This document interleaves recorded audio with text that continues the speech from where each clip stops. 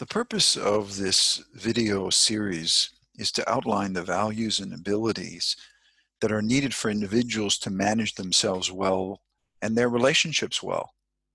And we're all on this journey.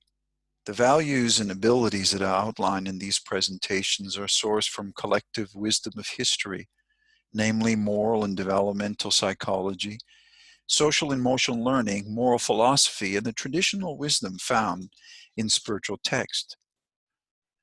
Self-actualization involves achieving a sense of fulfillment by realizing our values and our potential. So this first part or series is about managing ourselves and self-actualization, achieving who we are and our potential. To do this relies on managing mind and body well, focusing on our values, purpose, and love.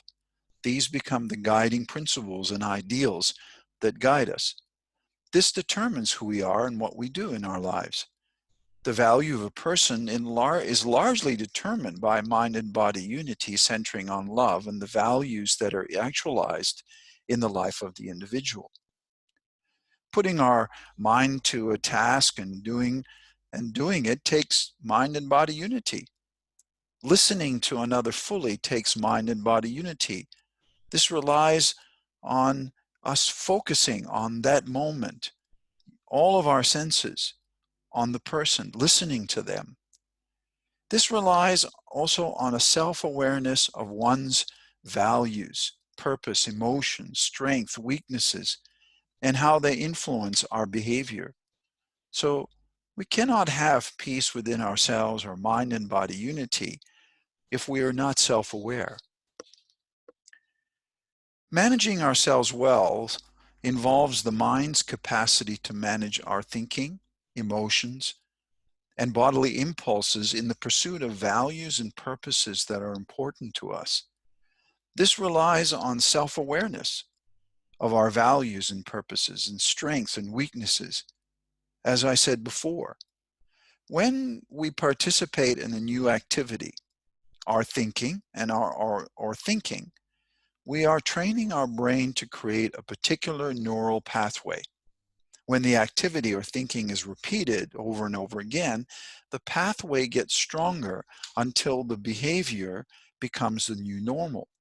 So here the mind acts in a subject role over the body, in this case the physical brain. So you might have this is a question that is debated about the issue of mind and brain.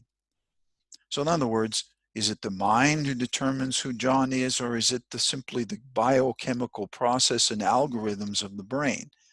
But of course, neuroscience teaches us that as we program, we can actually program ourselves, or sometimes it's referred to as hacking our brain. The other aspect of mind and body management is to do with peace and anger. When there's conflict between our values in our mind and our behaviors, how we behave, we feel anxious or even angry. We are not at peace with ourselves. I'm sure we've all experienced that when we do things that go against our values. I've realized many times that when I was angry, it was often because I had not lived up to my own values. The behavioral patterns established in my brain, such as seeking the approval of others, which I came to realize was a pattern in my brain that was automatic. I went into a situation and I was seeking the approval of others. This type of pattern of behavior is established, kind of takes over. But this goes against my authentic self, who I am. It's not the fault of the others, but myself. Peace needs to be cultivated in the human mind and actualized in our behaviors. That is mind and body unity. This understanding of mind and body is important because there are some processes that occur, and the one I want to discuss here is positive and negative feedback. How to understand how to manage ourselves can be understood as a subject-object relationship between mind and body. The mind generally moves, the body generally moves according to the commands of the mind in the subject position and pursues the mind's purposes. However, the body's physiological function in the object position can also affect the mind. For example, exercise takes willpower, placing the mind in the subject position to guide the body, which is generally lazy. This is the process of negative feedback in which the mind pursues a goal and resists the impulse of the body to be lazy. However, if the laziness wins over the mind's determination to exercise, the body takes the subject position over the mind, reinforcing that lazy behavior. This is a process of positive feedback, which in this case is not beneficial. However, positive feedback can also be beneficial. When we exercise, our body feels better, causing us to want to exercise more, hence reinforcing that behavior. So managing ourselves and self-actualization essentially relies on knowing ourselves. That is, our values and our goals. It relies on being emotionally intelligent. And finally, having self-control. This allows us to create our identity and achieve our potential to become self-actualized people.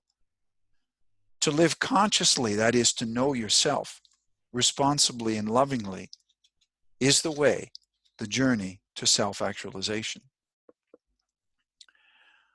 I saw this post on Facebook recently by a young woman, and she says, "Has anyone seen the plot? Because I've lost it somewhere."